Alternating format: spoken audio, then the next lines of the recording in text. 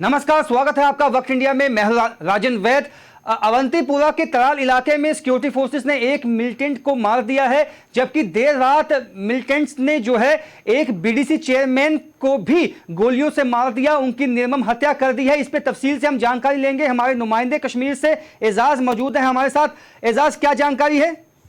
देखिए राजन जी, मैं आपको बताता चलूं, आज सुबह सवेरे जो है सिक्योरिटी फोर्सेस को एक स्पेसिफिक इंफॉर्मेशन मिली थी कि त्राल इलाके में जो है कुछ मिलिटेंट छुपे हैं। जो इन्होंने कोऑर्डिनेट सर्च ऑपरेशन स्टार्ट किया तो अंदर जो मिलिटेंट छुपे थे उन्होंने इस सर्च पार्टी पे फायर खोल दिया, जो एनकाउंटर में चेंज हुआ, जिसमें ये बताया जा रहा है कि इसमें अल बदर का एक स्थानीय मिलिटेंट जो है वो मारा जा चुका है और ऑपरेशन जो है वाइंड अप किया गया है। ऑपरेशन जो है कंक्लूड किया गया है। घटनास्थल से काफी मिकदार में जो है असला व बारूद जो है रिकवर हुआ। वहीं अगर सेंट्रल कश्मीर की बडगाम की बात करें, बडगाम के खाग एरिया में कल जो है मिलिटेंटों ने एक सरपंच जो है की हत्या कर दी। बेसिकली वो सरपंच जो है ये बताया जा रहा है कि वो रूलिंग पार्टी बीजेपी से उसकी वाबस्तगी थी, लेकिन बीजेपी का कल जो स्टेटमेंट आया जिसमें उन्होंने बोला कि ये हमारे साथ इसकी वाबस्तगी नहीं थी इस सरपंच की। वहीं पुलिस ने ये इस उस घटना की जो है एक ऑफिशियल प्रेस रिलीज जी। शाया किया, जिसमें ये बताया जा रहा है कि इस सरपंच ने जो है अपने जो सिक्योरिटी गार्ड्स थे इसके वो एक नियर बाई पुलिस स्टेशन है वहां पे उन्होंने छोड़ दिया। जो ही वो घर की तरफ रवाना हो रहे थे तो सस्पेक्टेड मिलिटेंट्स ने उनका रास्ता रोक दिया और उस पे गोलियां चलाई, जिसकी जो है ऑन स्पॉट ही डेथ हो गई। जी ठीक है, लेकिन जो आज इनकाउंटर हुआ है अवंतीपोरा के इलाके में, वहां पे कितने मिलिटेंट थे एजाज, और कितने भागने में कामयाब हो गए कुछ मिलिटेंट? देखिए, हमारी ऑफिसर से बात हुई, उन्होंने यही कंफर्म कर दिया कि ये एक स्पेसिफिक इंफॉर्मेशन मिली थी कि इसमें ये अभी तक कंफर्म नहीं हो पाया कि कोई भागने में मिलिटेंट कामयाब हुआ है या नहीं हुआ है, लेकिन इस बात की पुष्टि सेना और पुलिस कर चुकी है कि इस ऑपरेशन में जो है आर्मी की 42 RR 42 RR और special operation group of Jammu Kashmir police Awantipora और सीआरपीएफ समेत जो है ये ऑपरेशन चलाया गया, एक ज्वाइंट ऑपरेशन, जिसमें जो है एक अल बदर का मिलिटेंट मारा जा चुका है, जिसकी शिनाख्त जो है स्थानीय मिलिटेंट के तौर जो है मतलब जी। की गई है, लेकिन जिसका नाम अभी तय करना, नाम अभी जांचा ठीक है, जाना कोई नहीं गया। कोई कोई सीआरपीएफ का जवान भी घायल हुआ है इसमें? देखिए, आज सुबह ही एक तड़के जो है एक चाडोरा के इलाके में बडगाम में ही एक मिलिटेंटों ने एक नाका पार्टी फायर खोल दिया, जिसमें उसका वेपन भी स्नैच किया गया और एएसआई समेत जो है जी। जी। लगने से उसको 92 बेस ले जाया गया। तो वहां पे वो जो है अपनी जख्मों की ताब न लाकर जो है वो दम तोड़ बैठे। वही उस घटना के साथ साथ जो है पूरे इलाके को कोऑर्डिनेट में लिया गया है। जगह जगह पे तलाशी अभियान चल रहा है ताकि जो अटैकर्स है वो नैप किया जाएगा। वहीं ऑफिसर्स का यही मानना है कि प्रेस रिलीज उनका जो शाया हुआ, उन्होंने यही कहा है कि कुछ मिलिटेंट जो है वो बाइक जी। बॉम्बे थे जिन्होंने इस नाका पार्टी में फायर खोल दिया और जो है इसमें एएसआई जो है जख्मी हुआ और जिसको बाद में 92 बेस जी। हॉस्पिटल जी। जो है। लेकिन एजाज एजाज जो जो बीडीसी चेयरमैन का कल जो है उनकी निर्मम हत्या की गई है, तो क्या उनको एक स्पेसिफिक इनपुट थी मिलिटेंट्स को? ये कैसे मुमकिन हो सकता है कि कुछ देर पहले वो अपने दो पीएसओ जो है एक पुलिस स्टेशन में छोड़ के आते हैं और उसके बाद उनको जो है गोली मार दी जाती है? देखिए, इस बात पे यही मतलब कहा जा सकता है कि उसने जो है अपने दो पीएसओज जो है अपने नियर बाई एक खाग पुलिस स्टेशन में छोड़े थे। तो जो ही वो अपने घर की तरफ रवाना हो रहे थे तो मिलिटेंटों ने उसका रास्ता रोक दिया और उसको गोलियां जो है चलाई, जिसकी जो है हत्या जो है मौके पे ही हुई। वहीं आपको मैं आज सुबह का ही बडगाम एरिया का जो है एक वाकया जो है मैं बता रहा था, वहां पे सस्पेक्टेड मिलिटेंट्स ने बाइक पे आके इस नाका पार्टी में फायर खोल जी। दी, जो जिसमें एएसआई को गोली लगी और उसको 92 बेस हॉस्पिटल जी। मुंतकिल किया गया, जहां पे वो अपना दम तोड़ बैठे। इसके साथ साथ ही उसका वेपन जो AK-47 जो है वो भी स्नैच किया गया मिलिटेंट द्वारा। कहीं ना कहीं सेंट्रल कश्मीर और नॉर्थ कश्मीर में ये मतलब मिलिटेंट एक्टिविटीज ज्यादा बढ़ रही हैं, क्योंकि पिछले 24 घंटों में ये जो तीसरी घटना है। कल भी हमने देखा कि कल लगभग कम से कम 12:30 बजे के करीब जो है पुलवामा, दक्षिणी कश्मीर के पुलवामा में सस्पेक्टेड मिलिटेंट्स ने CRPF जॉइंट नाका पार्टी पे फायर खोल दिया, जिसमें ये बताया जा रहा है कि उसमें कोई जख्मी और ना ही कोई किसी की मृत्यु हो गई है। वहीं कल शाम देर गए जो है इस BDC चेयरमैन पे भी जो है सस्पेक्टेड मिलिटेंट्स ने गोलियां चलाई, जिसकी जो है मौत, जिसकी हलाकत जो है ऑन टाइम जिसकी डेथ हो गई। और आज सुबह ही जो है बड़गाम जिले में ही एक नाका पार्टी पे फायर खोल दिया। एजाज क्या वजह है बड़गाम का इलाका इतना एक्टिव क्यों हो गया है? हमने देखा था पहले पुलवामा में या बाकी अन्य इलाकों में इस तरह की घटनाएं पेश आती थी, लेकिन अब देखा है बड़गाम भी एक एपिटॉम सेंटर बन गया है। तो एजाज जो है हमारे नुमाइंदे वहाँ श्रीनगर से मौजूद थे हमारे साथ, उन्होंने कहा कि जो है एक के बाद एक जो है जो आतंकवादी जो है गतिविधियां वहाँ पे तेज हो चुकी हैं कश्मीर घाटी में।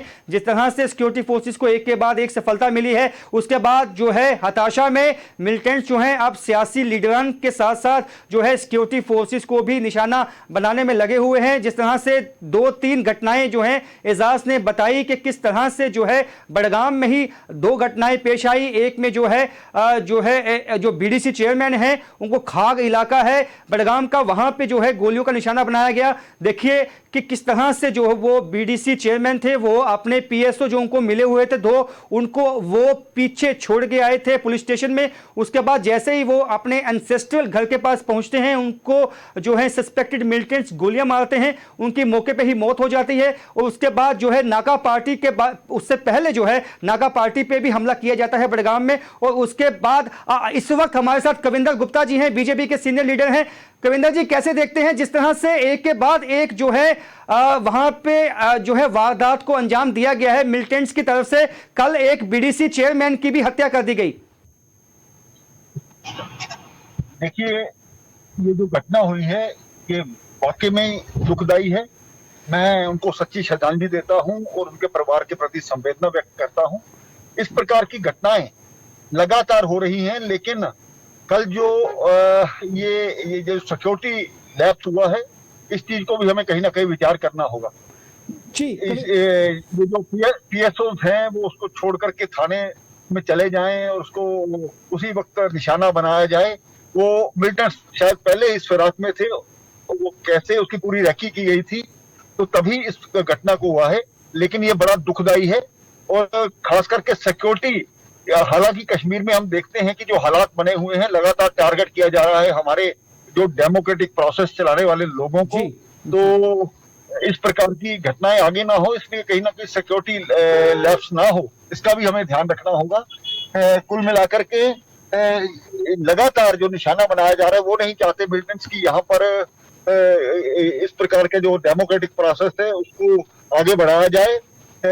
हालांकि पाकिस्तान की तरफ से पाकिस्तान बौखलाया हुआ है और उसकी जब इस प्रकार की मिलिटेंट्स की वो बातें नहीं चलती तो इस प्रकार के घटनाओं को अंजाम देने का प्रयास करते हैं। आपको लगता है कविंदर जी कहीं ना कहीं जो इंफॉर्मेशन जाती है वो कहीं ना कहीं जो है अपने कुछ ऐसे लोग भी हो सकते हैं जो सरकारी विभागों में है? मेरा इशारा है पहले भी इस तरह की घटनाएं पेश आई हैं कश्मीर घाटी में। जब हमने देखा था जब वसीम बारी को जब हत्या की गई थी, उनके भी जो PSO थे वो उनके साथ नहीं थे। यहां भी जब PSO उनके साथ नहीं थे तभी उनको निशाना बनाया गया। कहीं ना कहीं इंफॉर्मेशन मिलिटेंट्स तक पहले पहुंच जाती है। जी कविंदर जी बताएं।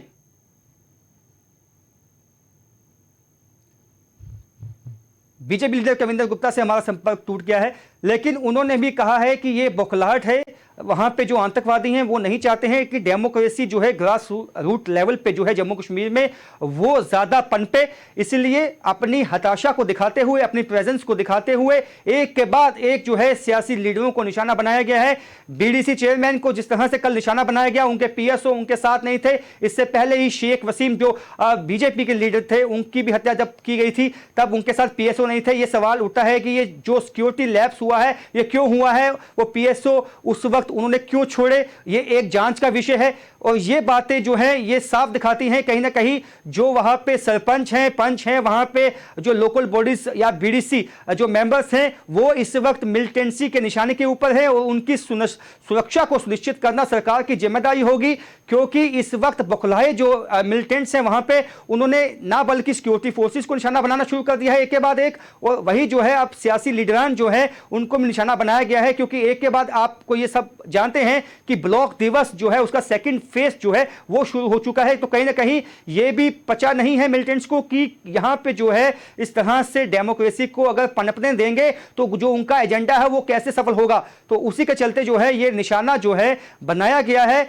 और तमाम तरह की गतिविधियों के बीच सेना का भी जो वहां पे अभियान है वो तेज हो चुका है। कविंदर जी, आपको लगता है कि जो सेना का अभियान तेज हुआ है वहां पे उसकी ही एक हताशा है, बौखलाहट है? देखिए, हमारे सुरक्षा बल बहुत अच्छा काम कर रहे हैं। पिछले लगभग एक वर्ष में 500 के लगभग आतंकवादियों को मार गिराना ये अपने आप में एक बहुत एक सफलता का काम है। और पुलिस, सेना बल, अर्धसैनिक बल सभी ने इस चीज को अंजाम दिया है। वो बुखलाहट होना स्वाभाविक बात है। आज उनकी घुसपैठ पर भी कहीं ना कहीं रोक लगाई जाती है और जो भी हथियार लेके आते हैं वो भी पकड़े जाते हैं। लेकिन इस प्रकार की घटनाओं का होना ये सचमुच इस बात का परिचायक है कि ये लोग बुखलाए हुए हैं। और इस सारे माहौल में बड़ा जरूरी है कि अपने आप को सतर्क करना, अपने आप को इस प्रकार से रखना कि कोई सिक्योरिटी लैप्स ना हो। ये अदरवाइज इस प्रकार की घटनाओं से ये जो हमारे डेमोक्रेटिक प्रोसेस चला रहे पंचों सरपंचों का मनोबल तो गिरता ही है और सरकार पर भी या सुरक्षा बलों पर प्रश्न चिन्ह लगता है। इस सारे सवाल में मुझे ये कहना था कि सिक्योरिटी लैप्स सबसे बड़ी जो इस घटना में ये हुआ है उसी के कारण से ऐसी घटना को अंजाम दिया। ठीक है कविंदर जी, आपको लगता है इससे पहले भी जो एक लिस्ट निकाली गई थी, बकायदा एक लिस्ट निकाली गई थी कि इन जो है राजनेताओं को हम निशाना बना सकते हैं। अब जो राजनेता हैं, सियासी लीडर हैं, जो डेमोक्रेसी का झंडा पकड़े हुए हैं वो निशाने पे हैं मिलिटेंसी के, आपको लगता है ऐसा? देखिए, ये जो मैं नहीं ये कहता कि 100% हालात सुधर चुके हैं और मिलिटेंट्स आज भी उनके इन्फॉर्मर्स, उनको श्रेय सहारा देने वाले लोग, उनके इन्फॉर्मर्स वहां बने हैं और पाकिस्तान अभी भी कहीं ना कहीं एक्टिव है। ये सारी चीजें रातों रात खत्म होने वाली नहीं है। लेकिन इस चीज से भी हमें सतर्क रहना होगा कि किसी भी घटना को अंजाम देने से पहले उनको सोचना पड़े। हमारे सुरक्षा बल बहुत अच्छा काम कर रहे हैं लेकिन इंडिविजुअली भी अपने तौर पर ये चीजें लागू करना बहुत जरूरी है, अदरवाइज इस प्रकार की घटनाएं होती रहेंगी। ठीक है, बहुत बहुत शुक्रिया सर।